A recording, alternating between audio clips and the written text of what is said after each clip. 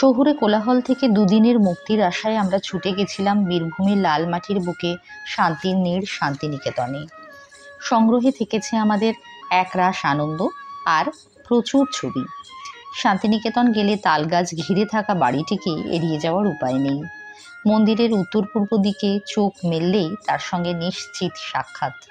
তালোধ্বজ নাম নিয়ে সে দাঁড়িয়ে আছে আজও। রবি ঠাকুরের শান্তিনিকেতনে উত্তরায়ণে বসবাসকালে তিনি বারবার বাড়ি বদল করেছেন।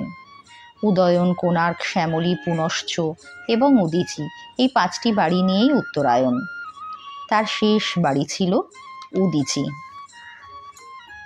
একটা সময় যখন রবি ঠাকুরের শারীরিক কন্ডিশন তেমন ভালো নয়, তাও ক্যাম্পাসের মধ্যে তিনি হেঁটেই চলাফেরা করতেন।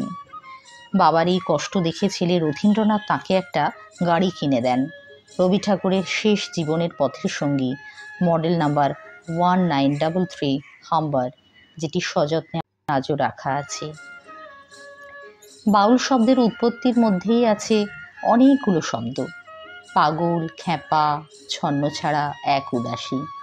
তারা সাধক, প্রেমিক, ভবঘুরে। বীরভূমের লাল মাটি, বাউলের একতারার মরমী সুর, আর কি বলুন তো, আর সোনাঝুরির বুকে কোণে দেখা আলোয় সাঁওতালদের হাত ধরাধরি করে কোমর ধরে নাচ, সে যে কি অপূর্ব, মনকে নাড়া দিয়ে যায়।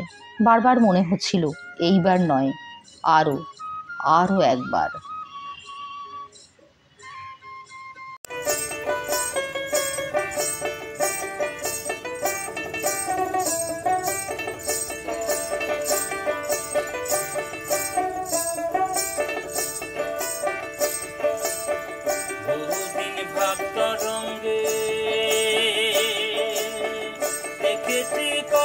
রঙে বহুদিন ভক্ত রঙে দেখেছি কত রঙে, সজনের সঙ্গে হলো আলাপনা। এবার ধরতে পারলে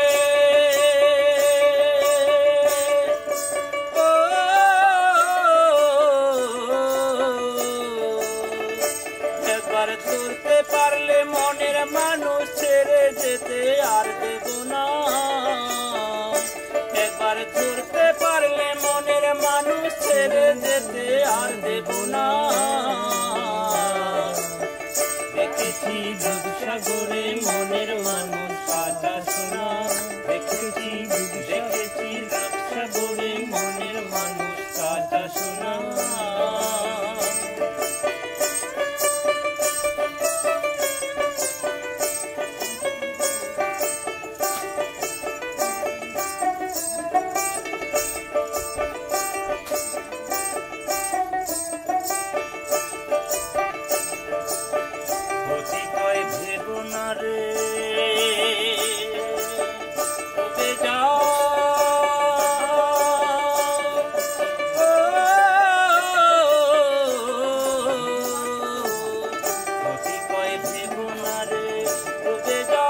সাগরে নিরালায় বসে কত যুগ সাধনা, সে যে আমার হয়েও আর হলো না। সে যে আমার হয়েও আর হলো না। দেখেছি রূপসাগরে মনের মানুষ কাঁচা সোনা, দেখেছি রূপসাগরে মনের মানুষ কাঁচা সোনা।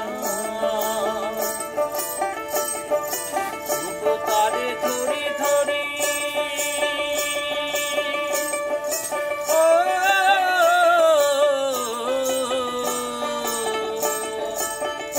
তারে ধরি ধরি মনে করি ধরতে গেলে পায় না ধরা।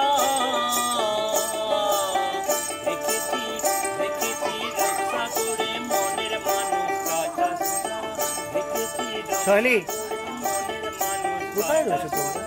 দেখেছি রূপসাগরে মনের মানুষ কাঁচা সোনা।